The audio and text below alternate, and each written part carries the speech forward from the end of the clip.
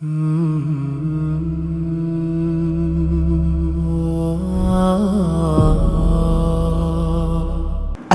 അലൈക്കും വറഹ്മത്തുള്ളാഹി തആല വബറകാതുഹു. Welcome to Edu Tanzeel theological schooling. Edu തൻസീലിൻ്റെ ഇഹ്സാൻ ഗ്രാൻഡ് ക്വിസ് സീസൺ 2 ഏവർക്കും സ്വാഗതം. ഇൻഷാ അല്ലാഹ് നമ്മളിവിടെ ഇന്ന് ചർച്ച ചെയ്യാൻ പോകുന്നത് മക്കയും പിന്നീട് മദീനയും കണ്ട പ്രശസ്തനായ ഒരു ധനാഢ്യനെ കുറിച്ചാണ്. ഒരുപാട് സമ്പത്തിനുടമയായ എന്നാൽ ഒരിക്കൽ പോലും സമ്പത്തിന് അടിമപ്പെടാത്ത ഒരു മഹൽ വ്യക്തിത്വത്തെക്കുറിച്ചാണ്. സ്വർഗം കൊണ്ട് സന്തോഷ വാർത്ത അറിയിക്കപ്പെട്ട അശറത്തുൽ മുബശ്ശിരീങ്ങളിൽപ്പെട്ട ഒരാൾ. ഉമർ റളിയല്ലാഹു അൻഹു തൻ്റെ ഭരണത്തിന് ശേഷം ഖലീഫയാവാൻ വേണ്ടി നിയമിക്കപ്പെട്ട അസ്ഹാബ് ഷൂറയിൽപ്പെട്ട ഒരാൾ. ഇസ്ലാം ആദ്യമായി സ്വീകരിച്ച, ആദ്യമായി ആശ്ലേഷിച്ച 8 പേരിൽ ഒരാൾ.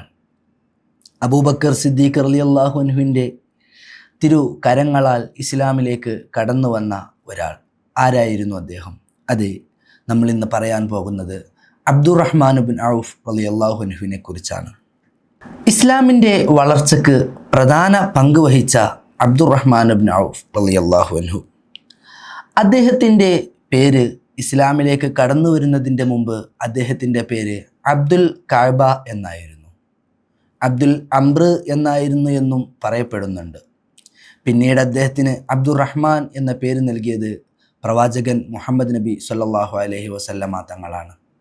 യോദ്ധാവും പടനായകനുമായിരുന്ന അബ്ദുറഹ്മാൻ ഇബ്നു ഔഫ് റളിയല്ലാഹു അൻഹു ഇസ്ലാമിൻ്റെ പ്രധാനപ്പെട്ട 2 ഹിജ്റകളിലും പങ്കെടുത്തിട്ടുണ്ട്. പ്രവാചകൻ സല്ലല്ലാഹു അലൈഹി വസല്ലമ തങ്ങളോടുകൂടെ എല്ലാ യുദ്ധങ്ങളിലും അദ്ദേഹം പങ്കെടുത്തിട്ടുണ്ട്. സമ്പന്നനായ അദ്ദേഹം തൻ്റെ സമ്പത്ത് ഒരിക്കൽ പോലും സ്വാർത്ഥ ആവശ്യങ്ങൾക്ക് വേണ്ടി ചിലവഴിച്ചിട്ടുണ്ടായിരുന്നില്ല. മറിച്ച് തൻ്റെ ബന്ധുമിത്രാദികളും അയൽവാസികളും സമുദായവും അത് ആസ്വദിക്കുകയായിരുന്നു ഉണ്ടായിരുന്നത്. സമ്പത്തിൻ്റെ ആധിക്യം ഒരിക്കലും അദ്ദേഹത്തെ അഹങ്കാരിയാക്കിയിരുന്നില്ല. തൻ്റെ ഭൃത്യരോട് കൂടെ ഇരിക്കുമ്പോൾ മുൻപരിചയമില്ലാത്ത ഒരാൾക്ക് ഇതിൽ ആരാണ് അബ്ദുറഹ്മാൻ ഇബ്നു ഔഫ് എന്നുകൂടി മനസ്സിലാക്കാൻ കഴിയുമായിരുന്നില്ല. അത്രയും ലളിതമായ ജീവിതമായിരുന്നു അദ്ദേഹത്തിൻ്റേത്. ധനാഢ്യനും സമ്പന്നനുമായ അദ്ദേഹത്തിൻ്റെ ആ സമ്പത്തിൻ്റെ വളർച്ചയ്ക്ക് കാരണം എന്താണ് എന്ന് നമുക്കൊന്ന് നോക്കാം. എന്തുകൊണ്ട് ആ സമ്പത്ത് ഇത്രയധികം വളർന്നുവെന്നും ആ വളർച്ച തുടർന്നുവെന്നും നമുക്കൊന്ന് ദൂരെ നിന്ന് വീക്ഷിച്ച് നോക്കാം. അദ്ദേഹത്തിൻ്റെ സമ്പത്തിൻ്റെ വളർച്ചക്കുണ്ടായിരുന്ന കാരണങ്ങൾ എന്തൊക്കെയായിരുന്നു എന്ന് നമുക്കൊന്ന് പരിചയപ്പെടാം. ഒന്നാമതായി, അദ്ദേഹത്തിൻ്റെ വളർച്ചയ്ക്ക്, സമ്പത്തിൻ്റെ വളർച്ചയ്ക്ക് കാരണമായ ഏറ്റവും വലിയ ഒരു ക്വാളിറ്റി അത് അദ്ദേഹത്തിൻ്റെ സെൽഫ് ബിലീഫായിരുന്നു. എ ക്യാൻ ഡു ആറ്റിറ്റ്യൂഡായിരുന്നു. സ്വന്തത്തിലുള്ള ഒരു വിശ്വാസം, ഒരു പ്രതീക്ഷ, ഒരു ആത്മധൈര്യം, അതായിരുന്നു അദ്ദേഹത്തിൻ്റെ സമ്പത്തിനുണ്ടായിരുന്ന പ്രധാന കാരണം, വളർച്ചക്കുണ്ടായിരുന്ന പ്രധാന കാരണം. മക്കയിൽ നിന്ന് എല്ലാം ഉപേക്ഷിച്ച്, തൻ്റെ സ്വത്തും സമ്പത്തും കുടുംബവും താൻ നേടിയതും എല്ലാം ഉപേക്ഷിച്ച് പ്രവാചകരോടുകൂടെ മദീനയിലേക്ക് ഹിജ്റ പോയ സമയം, വെറും കൈയോടെ ഒന്നുമില്ലാതെയാണ് പരിചിതമില്ലാത്ത ഒരു നാട്ടിലെത്തിപ്പെടുന്നത്. മുഹാജിറുകളായി വന്ന സ്വഹാബിമാർക്ക് പ്രവാചകർ സല്ലല്ലാഹു അലൈഹി വസല്ലമ തങ്ങൾ അൻസാറുകളിൽ നിന്ന് ഓരോരുത്തരെ സഹോദരരായി നൽകി. അബ്ദുറഹ്മാൻ ഇബ്നു ഔഫ് റളിയല്ലാഹു അൻഹുവിന് സഹോദരനായി ലഭിച്ചിരുന്നത് സഅദ് ഇബ്നു അബി റബീഅ റളിയല്ലാഹു അൻഹുവിനെയായിരുന്നു.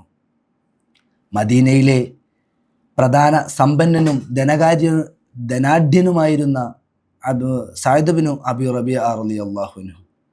സഅദ് ഇബ്നു അബി റബീഅ റളിയല്ലാഹു അൻഹു അബ്ദുറഹ്മാൻ ഇബ്നു ഔഫ് റളിയല്ലാഹു അൻഹുവിനോട് പറഞ്ഞു, തൻ്റെ സമ്പത്തിൽ നിന്നും പകുതി ഞാൻ നിങ്ങൾക്ക് നൽകാമെന്നും എനിക്ക് 2 ഭാര്യമാരുണ്ട്, അതിൽ ഒരാളെ ഞാൻ നിങ്ങൾക്ക് വേണ്ടി തൊലാക്ക് ചെല്ലാമെന്നും പറഞ്ഞപ്പോൾ, എനിക്ക് നിങ്ങൾ മദീനയിലെ അങ്ങാടിയിലേക്കുള്ള വഴി കാണിച്ചു തരൂ, അവിടെയുള്ള ചന്തയിലേക്കുള്ള വഴി എനിക്ക് കാണിച്ചു തരൂ എന്നായിരുന്നു അബ്ദുറഹ്മാൻ ഇബ്നു ഔഫ് റളിയല്ലാഹു അൻഹു പറഞ്ഞത്. അവിടെ അങ്ങാടിയിൽ പോവുകയും സ്വന്തമായി കച്ചവടം നടത്തുകയും ആ കച്ചവടത്തിൽ ലാഭം കൊള്ളുകയും പിന്നീട് മദീന കണ്ട പ്രശസ്തനായ ഒരു വലിയ സമ്പന്നനായി മാറുകയായിരുന്നു അബ്ദുറഹ്മാൻ ഇബ്നു ഔഫ് റളിയല്ലാഹു അൻഹു. പരിചിതമില്ലാത്ത ഒരു സ്ഥലത്തെത്തിപ്പെട്ടിട്ടും തനിക്ക് വലിയ ഔദാര്യങ്ങൾ, ഓഫറുകൾ ലഭിച്ചിട്ടും എല്ലാം നിരസിച്ച് സ്വന്തം നേടിയെടുക്കാൻ കഴിയുമെന്നുള്ള ആത്മവിശ്വാസവും അതിലൂടെ സ്വന്തം ബിസിനസ് കെട്ടിപ്പടുക്കുകയും ചെയ്ത വ്യക്തിയായിരുന്നു അബ്ദുറഹ്മാൻ ഇബ്നു ഔഫ് റളിയല്ലാഹു അൻഹു.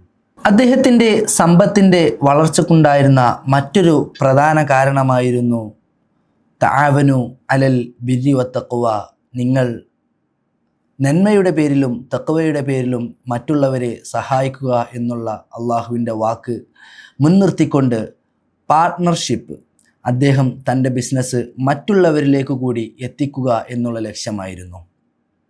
ഈ കാലത്ത് തൻ്റെ ബിസിനസ് തന്നിൽ മാത്രം അല്ലെങ്കിൽ തൻ്റെ കുടുംബത്തിൽ മാത്രം ഒതുങ്ങുക എന്നുള്ള നിലയിൽ നിന്ന് മാറി ചിന്തിച്ച് തൻ്റെ സമ്പത്ത്, തൻ്റെ ബിസിനസ് അത് മറ്റുള്ളവരിലൂടെ വ്യാപിക്കണമെന്നും അത് മറ്റുള്ളവർ കൂടി നേടണം എന്നും താല്പര്യമുള്ള ഒരു വ്യക്തിയായിരുന്നു അബ്ദുറഹ്മാൻ ഇബ്നു ഔഫ് റളിയല്ലാഹു അൻഹു.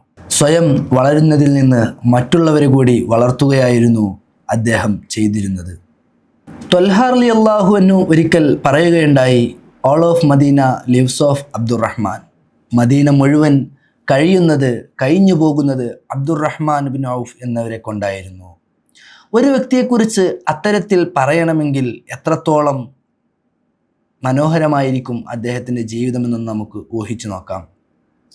മദീനയെ നാം മൂന്നാക്കി ഭാഗിക്കുകയാണെങ്കിൽ അതിലൊന്ന് അബ്ദുറഹ്മാൻ ഇബ്നു ഔഫ് റളിയല്ലാഹു അൻഹു കടം കൊടുക്കപ്പെട്ടവരായിരിക്കും, അദ്ദേഹത്തിൽ നിന്ന് കടം സ്വീകരിച്ചവരായിരിക്കും. അത് അദ്ദേഹത്തിൻ്റെ മറ്റൊരു ക്വാളിറ്റി ആയിരുന്നു. ആര് കടം ചോദിച്ചാലും അദ്ദേഹം കടം കൊടുക്കുന്ന ആളായിരുന്നു. മദീനയെ മൂന്നാക്കി ഭാഗിച്ച് അതിൽ മറ്റൊരു മൂന്നിലൊരു വിഭാഗം അദ്ദേഹം ഇൻട്രസ്റ്റ്ലെസ് അല്ലെങ്കിൽ ഫ്രീ ഇൻട്രസ്റ്റ് ലോൺ കൊടുക്കുന്ന ആളായിരുന്നു. മറ്റുള്ളവരുടെ ബിസിനസ് ആവശ്യങ്ങൾക്ക് വേണ്ടിയോ മറ്റോ കടം ചോദിക്കുന്നവർക്ക് ഇൻട്രസ്റ്റ് ഇല്ലാതെ ലോൺ കൊടുക്കുന്ന വ്യക്തിയായിരുന്നു അബ്ദുറഹ്മാൻ ഇബ്നു ഔഫ്. മിച്ചം വരുന്ന മദീനയുടെ മൂന്നിലൊന്ന് വിഭാഗം അദ്ദേഹത്തിൻ്റെ ചാരിറ്റി, അദ്ദേഹത്തിൽ നിന്ന് സഹായം ലഭിച്ച് ജീവിക്കുന്നവരായിരുന്നു. All of Medina lives of അബ്ദുറഹ്മാനെ കൊണ്ട് മദീന മുഴുവൻ ജീവിക്കുന്നു എന്ന് ത്വൽഹ റളിയല്ലാഹു അൻഹു ഒരിക്കൽ പറയുകയുണ്ടായി. അദ്ദേഹത്തിൻ്റെ ക്വാളിറ്റിയിൽ ഏറ്റവും പ്രധാനപ്പെട്ട ഒന്നായിരുന്നു ചാരിറ്റി മൾട്ടിപ്പിൾസ് ദ വെൽത്ത്. നാം കൊടുക്കൽ കൊണ്ട് ഒരിക്കലും നമ്മുടെ അടുത്തുള്ളത് കുറഞ്ഞു പോവുകയില്ല, അത് നമ്മുടെ സമ്പത്തിനെ വർദ്ധിപ്പിക്കുക മാത്രമേ ചെയ്യുകയുള്ളൂ. മറ്റൊരു സംഭവം കൂടി നമുക്ക് പരിചയപ്പെടാം. 700ഓളം ഒട്ടകങ്ങൾ വഹിച്ചിരുന്ന ഒരു കച്ചവട സൈന്യം, 700ഓളം ഒട്ടകങ്ങൾ ചുമന്നിട്ടും തികയാതെ വരുന്ന അത്രയും കച്ചവട ചരക്കുമായിട്ടായിരുന്നു അബ്ദുറഹ്മാൻ ഇബ്നു ഔഫ് റളിയല്ലാഹു അൻഹു മദീനയിലെത്തിയത്. അദ്ദേഹത്തിൻ്റെ കച്ചവട സൈന്യത്തെക്കുറിച്ച് പറയുന്നുണ്ട്, മദീനയുടെ ഒരു അതിർത്തി, അദ്ദേഹത്തിൻ്റെ കച്ചവട സൈന്യത്തിൽ മുൻനിരയിലെ ഒട്ടകം മദീന വിട്ടുകടന്നാൽ പിന്നിലുള്ള ഒട്ടകം മദീന കടന്നിട്ടുണ്ടാകുമായിരുന്നില്ല. അത്രയും ഒരു വലിയ കച്ചവട സൈന്യമായിരുന്നു അദ്ദേഹത്തിനുണ്ടായിരുന്നത്.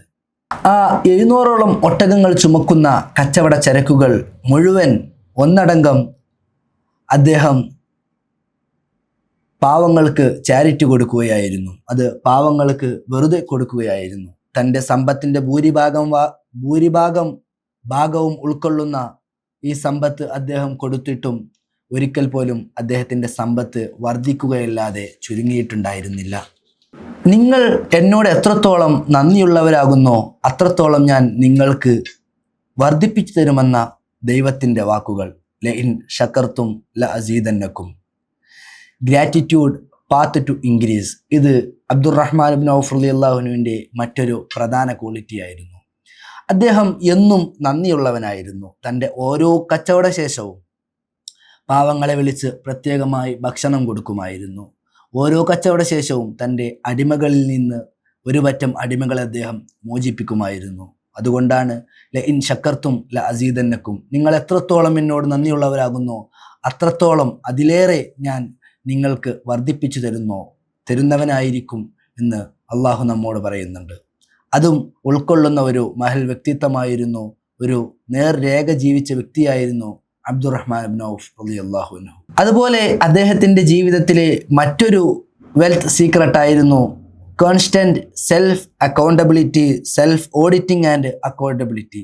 ഓരോ കച്ചവട ശേഷവും താൻ എത്ര നേടിയെന്നും അതിൽ നിന്ന് താൻ എത്ര ചിലവഴിച്ചു എന്നും അതിൽ നിന്ന് താൻ എത്ര പാവങ്ങൾക്ക് കൊടുത്തു എന്നും ഓരോ കച്ചവട ശേഷവും വിലയിരുത്തിയിരുന്ന കണക്കെടുത്തിരുന്ന ഒരു വ്യക്തിയായിരുന്നു അബ്ദുറഹ്മാൻ ബിൻ ഔഫ് റളിയല്ലാഹു അൻഹു.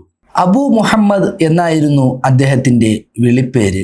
കറയില്ലാത്തതും കളങ്കരഹിതവുമായിരുന്ന ജീവിതത്തിനുടമയായ അദ്ദേഹം ഹിജ്റ 32 ഈ ലോകത്തോട് വിട പറയുന്നത്.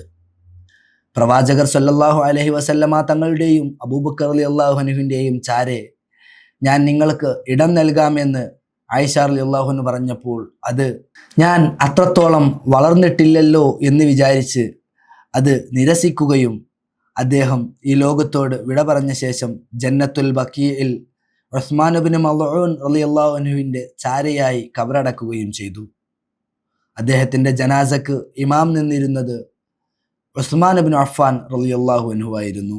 ഈ മനോഹരമായ ജീവിതത്തിൽ നിന്ന് പാഠം ഉൾക്കൊണ്ട് നമ്മുടെ ജീവിത നേർരേഖ പുഷ്പിക്കാൻ നമുക്ക് സാധിക്കട്ടെ എന്ന് ആശംസിച്ചുകൊണ്ട് ഇൻഷാ അല്ലാഹ് അടുത്ത വീഡിയോയുമായി വീണ്ടും കാണാം. അസ്സലാമു അലൈക്കും വറഹ്മത്തുള്ളാഹി വബറകാതുഹു.